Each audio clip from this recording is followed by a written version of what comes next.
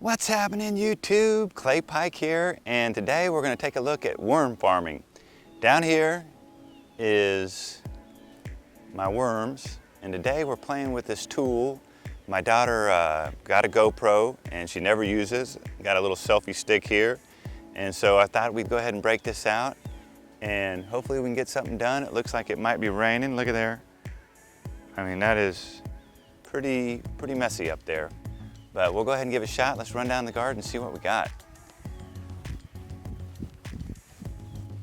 Okay, guys. Of course, it's raining, and you know, I've got my camera underneath my pole barn here, and as you can see, over there is the garden, and back over there, the two white things are the worm bins, and that's what we're going to talk about, worm farms today. So just playing around, seeing what kind of effects we can create with these two tools. Finally out, and we're able to go ahead and go over here and take a look at these worm farms. I call them worm bins.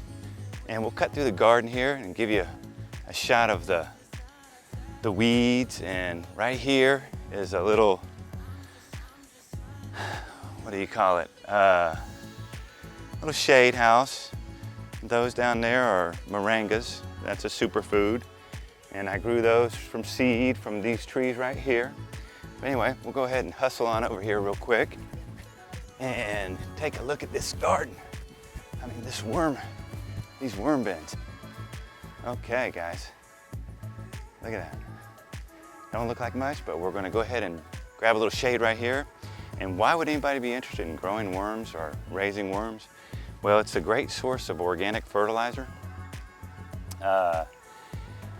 You get the worm castings, and you know, you can put in your scraps from your vegetables and what have you.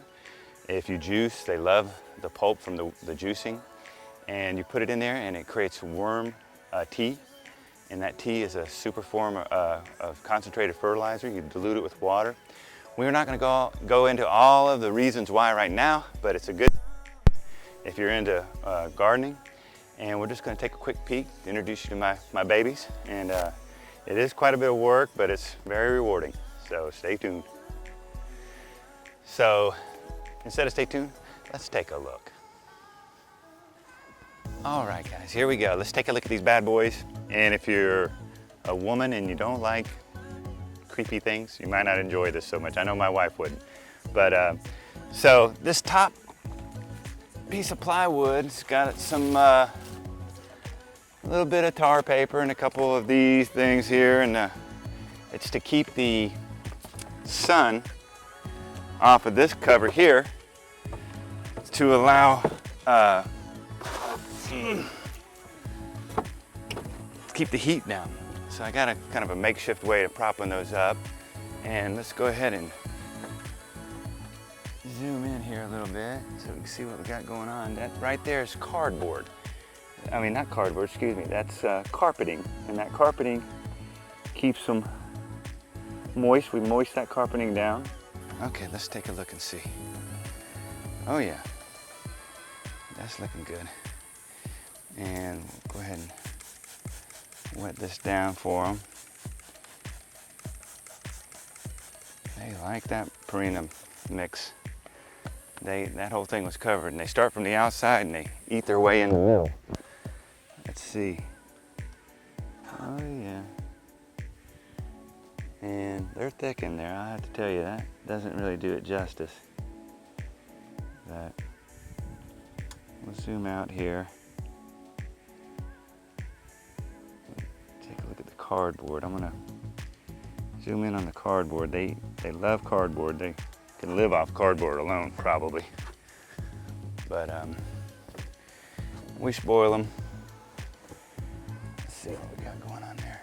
Yeah, they're eating the cardboard pretty good. Anyway, that's the worm bins.